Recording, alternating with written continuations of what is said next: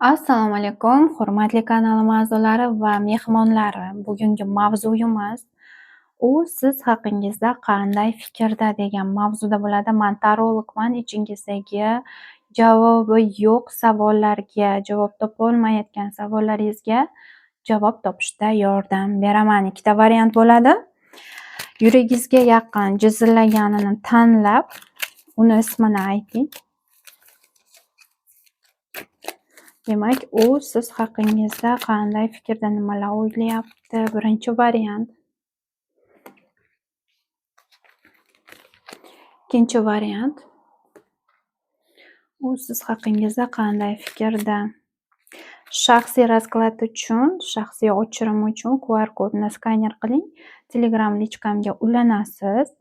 Agar buni iloji bo'lmaydigan bo'lsa, video ostidagi raqamlarni saqlanib qilib, Telegram, WhatsAppdan bemalol yozishingiz mumkin. Demak, birinchi variant.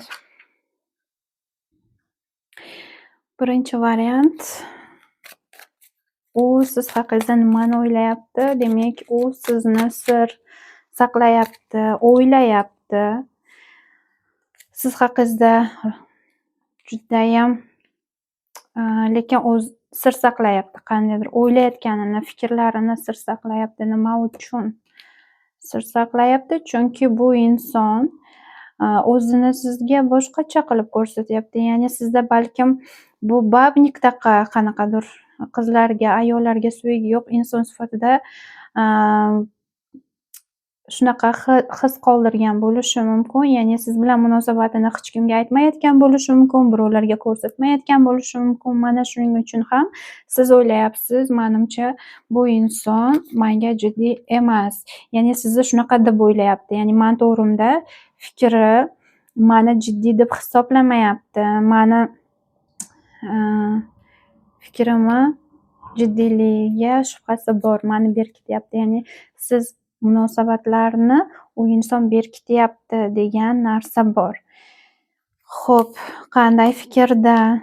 Siz u insonni boshqaryapsiz. Ya'ni siz o'zingizga xon, o'zingizga bek, ya'ni o'zingizni o'y-xayollaringiz bilan, o'zingizni fikrlaringiz bilan ovoraligingiz va vaziyatni o'zingizni qandaydir kontrolingizga olayotganingiz bu insonga yoqmayapti. Chunki bu inson erkinlikni sevadigan inson. Balkim shuning uchun ham munosabatlaringizni boshqalarga ko'rsatmayotgan bo'lishi mumkin. Va hozirgi vaqtda agar gaplashmayotgan bo'lsangiz, bu inson bilan munosabatlar bo'lmaydigan bo'lsa, bu inson mana shu narsa bilan sizni qandaydir jazolayapti. Ya'ni gaplashmasdan o'rtalaringga masofa qo'yib jazolayotgan bo'lishi mumkin sizni. Nima uchun? Chunki bu inson erkinlikni sevadi. Bu erkinlikdan siz bu insonni qisayotgan bo'lishingiz mumkin. Qandaydir kontrol ostiga olib, qandaydir ramkaga solmoqchi bo'layotgan bo'lsangiz, bu inson shuning uchun o'rtalaringizga qandaydir chegara qo'ygan bo'lishi mumkin. Sababi bu inson erkinlikni yaxshi ko'radigan inson. Bu insonni erkinligini chegaralash esa o'zingizdan uzoqlashtiradi bu insonni. Qanaqadir xavfni his qiladida, o'zini olib qochishga boshlaydi. Shuning uchun bu insonga erkinlik juda ham muhim. Nima o'ylayapti, nimalarni o'ylayapti? Agar siz bu insonga u xohlagan erkinlikni beradigan bo'lsangiz, bu inson bilan o'rtalaringizda jiddiy munosabatlar bo'lishi mumkin. Bu xohlagan narsani beradigan bo'lsangiz, siz bilan qandaydir jiddiyroq munosabatga o'tish ehtimoli bor. Buning uchun siz o'zingiz bilan o'zingiz ovora, ya'ni o'zingizni shaxsiy hobbilaringiz, o'zingizni maqsadingiz, o'zingizni dunyoqarashingiz, o'zingizni hayotingiz bo'lishi kerak bu odamdan tashqari. Shundagina bu insonni bemalol boshqarishingiz mumkin. Ya'ni nima demoqchiman? Siz buni ochiqdan ochiq kontrolga olib, qandaydir chegaralar qo'yadigan bo'lsangiz, bu inson sizdan uzoqlashadi. Sizni o'zingiz bilan o'zingiz ovoraligingiz, qandaydir hayotingiz bor. Bu insondan tashqari o'zingizni hayotingiz bor, o'zingizni qiziqishlaringiz bor, hobbilaringiz bor. Bu inson sizga уже boshqacha nazar bilan qarashni boshlaydi. Sizga qarab yaqinlashishni boshlaydi va katta ehtimol bilan turmush qurish ehtimollaring bor. Bu insonni shundagina boshqara olasiz. Befarqlik bilan o'zingizga hayotingiz borligi bilan bu insonni o'zingizga qarata olasiz boshqara olasiz. Shundagina bu inson sizga yaqinlashadi.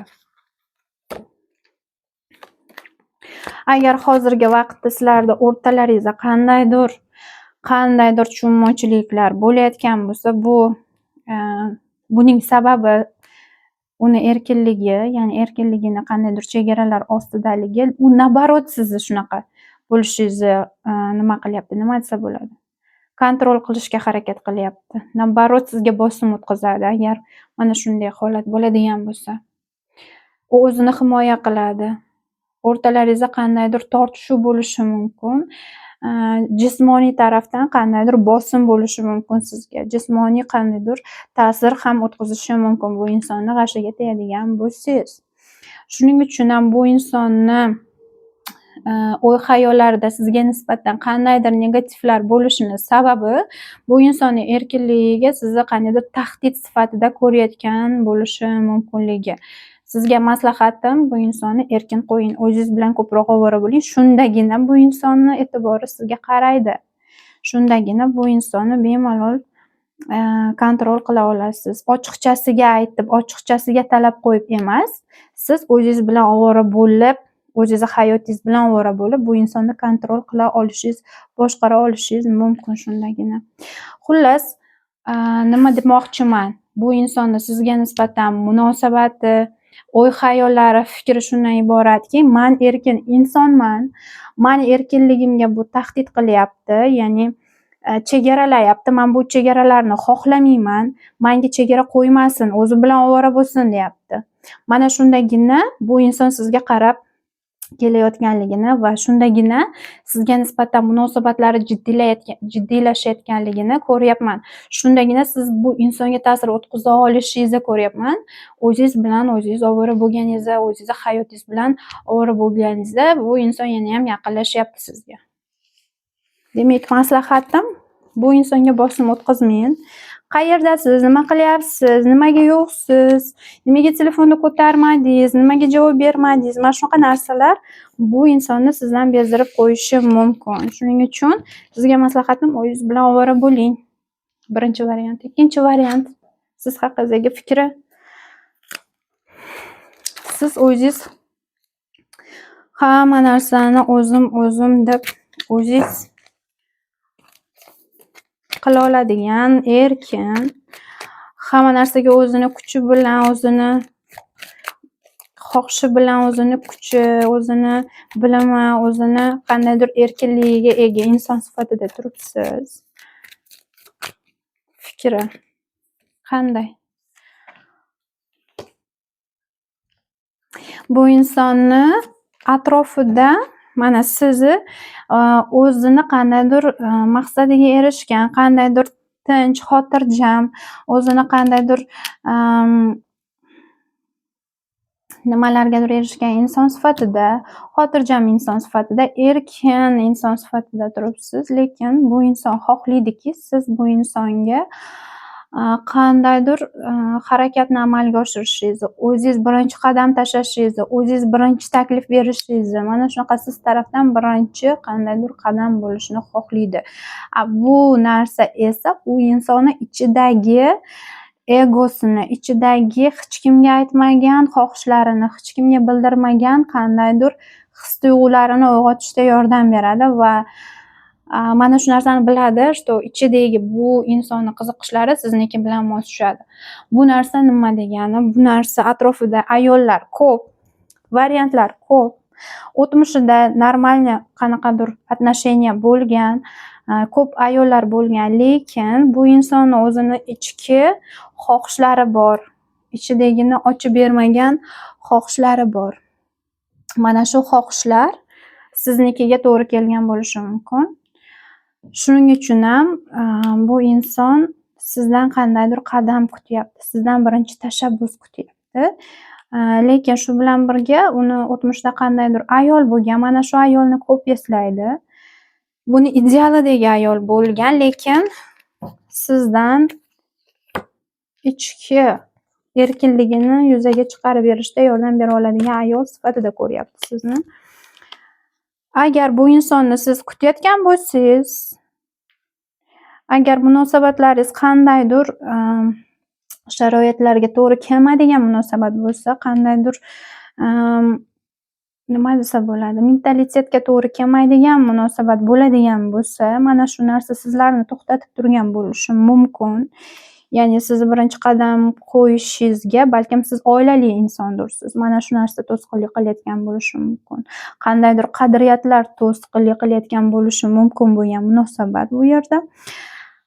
Shu bilan birga agar siz xohlasangiz bu vaziyatni bemalol o'zgartirishingiz mumkin, xohlagan tarafingizga o'zgartirishingiz mumkin bu vaziyatni. Lekin siz nimanidir kutayotgan holatda turibsiz, kutish holatidagi insonsiz bu yerda. Uzoqdan munosabatlar. Shu bilan birga bu vaziyatda siz qiyin ahvoldasiz. Uzoqdan sizga uzoqdan kuzatish yoqayapti va bu narsani bemalol kontrol qila oladigan holatda turibsiz. Agar bu yerda qandaydir sehr aralashgan munosabat bo'ladigan bo'lsa, mana shu ta'sir qilayotganligini va bu vaziyatni siz bemalol boshqara olayotganligingizni ko'rsatyapti. Ya'ni bu inson nima deb o'ylayapti haqingizda? Mani kutyapti, nimanidir kutyapti. Bu inson menga birinchi qadam bosmayapti. Men xohlayman birinchi qadam bosishini. Bu agar xohlasa bu vaziyatni bemalol o'zgartirishi mumkin, lekin u uzoqda turibdi degan, uzoqdan turib tomosha qilyapti, ya'ni uzoqdan turib meni qiynayapti degan narsa borligini ko'rsatyapti. Agar sehr qilgan bo'lsangiz bu narsa ishlayapti, isitma qilgan bo'lsangiz bu narsa ishlayapti. Bemalol vaziyatni o'zgartirishi mumkin bo'lgan ayol sifatida turibsiz u insonning xayollarida, fikrida. Ikkinchi variant mana shulardan iborat edi. Keyingi videoda ko'rishguncha